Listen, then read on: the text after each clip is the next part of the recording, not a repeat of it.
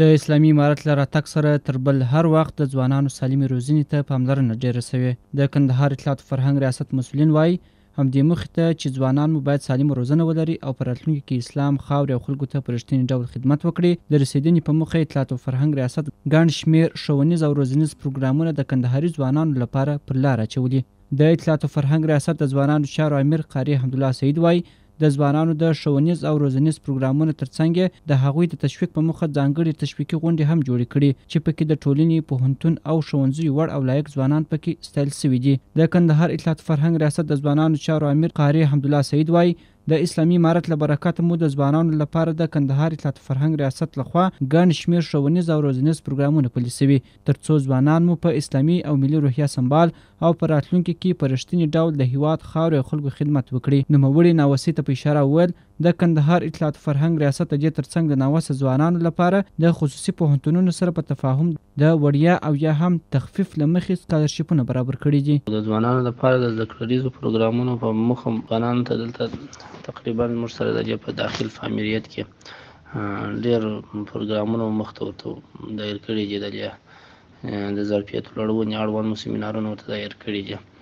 او د دې په الحاله د ځوانان راځي د دې درسونه وایي لکه د کمپیوټر په برخه کې او د انګلیسي او عربي او ترکي او د ژبو په برخه کې دلته د درسونه وایي د دې مو استادان ورته مقرر کړي دي. نو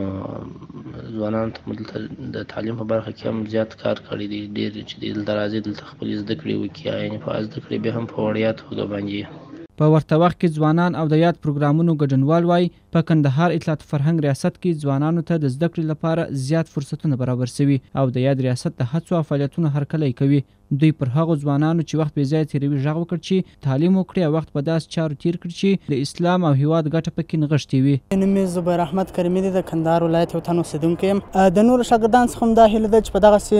کورسونو کې لنډمهاله کورسونو کې ګډون وکړي ترڅو اضافه معلومات او اضافه علم ترلاسه کړي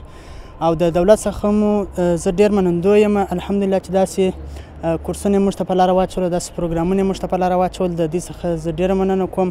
د مشرانو څخه راځي، د ټولو څخه راځي چې دغسې لنډمهاله کورسونه یې موږ ته دایر کړل او موږ ته د ګډون چانس راکړي. زما نوم محمد عیسی دی. دا رقم پروګرامونه د ځوانانو لپاره ډېر مهم دي ځکه چې مختلفې ژبې زده کړي او د دولت په چارو کې ډېر مهم رول سرته رسولی سي. نو موږ غواړو د دولت څخه چې په دغه رقم شکل کورسونه نور هم دایر سي، د نورو هیوادونو د ملي ژبو د ژبې دایر سي چې موږ یې زده کړو او دا ځکه چې ډېر مهم دی څوک چې ژبې زده کړي. نو د کندهار اطلاعات فرهنګ ریاست د ځوانانو چارو امریت پلان لري چې په ښار او ولسوالیو کې ځوانانو لپاره شوراګانې جوړې کړي او په یادو شوراګانو کې به د اقتصادي چارو، سپورت، فرهنګي او ورته نورې کمیټې ولري چې د همدې لارې به د ځوانانو ستونزې اورېدل کیږي او ورته به د ځانګړي میکانیزم له مخې حل لارې لټوي.